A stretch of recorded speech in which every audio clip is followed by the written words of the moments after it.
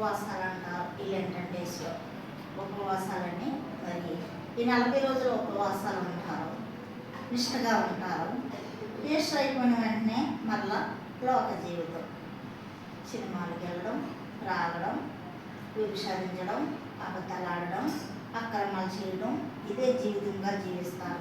అయితే 40 రోజులే కాదు దేవునితో ఉండేది. మన మిగతా రోజులన్నీ కూడా ఆయన సిలువని జ్ఞాపకం చేసుకుని ఆయన సిలువని ఎత్తుకుని మనం మొయ్యాలి. అది నిజమైన ఉపవాసం అంటే.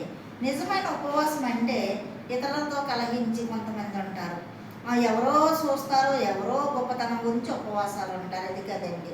మరి నిజమైన ఉపవాసం అంటే దిక్కుమాలిన బీదలను మన ఇంట చేర్చుకోవాలంట, ఆకలి కొనిన వారికి ఆహారము పెట్టాలండి. యెషయా 58లో ఉందండి.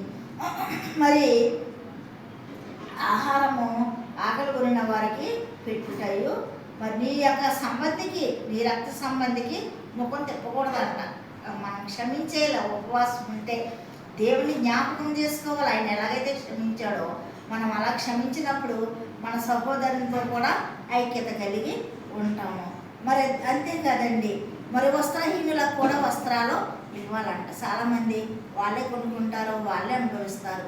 మనకున్న దాంట్లో ఇతరులకు సహాయం చేసేవారుగా ఉన్నదే నిజమైన ఉపవాసం, నిజమైన భక్తి, నిజమైన భయం. కాబట్టి అలాంటి వారిని దేవుడు అంచెంచులుగా దీవిస్తాడండి. మరి అలాగనే మరి వస్త్రహీనులకు నీకు కనబడినప్పుడు వానికి వస్త్రములు ఇచ్చుటాయి, ఇదియే కదా నాకు ఇష్టమైన ఉపవాసం అంటున్నాడు ఆయన. ఆకలి కొనిన వారికి ఆహారం, మరి వస్త్రహీనులకు వస్త్రం, ఆపదలు ఉన్న వాళ్ళని ఆదుకుంటాం, ఐక్యత లేని గృహాల్లో ఐక్యత పరచడము, కలహాలు పెట్టకూడదు, ఐక్యపరచాలి. మళ్ళీ ఇంకోటి ఏంటంటే దేవుడికి ఇష్టంగా జీవించడం. ఎవరో చూస్తారని ఉపవాసం కాదు, దేవుడి దృష్టికి మనం అంగీకారం కొన్నామా లేదని ఉపవాసం ఉండాలి. అలాంటి ఉపవాసమే నాకు ఇష్టం అంటున్నాడు యేసయ్య. ఈ పరిశుద్ధ వాక్యం దేవుడు దీవించగాక. సబ్స్క్రైబ్ చేయండి, లైక్ కొట్టండి.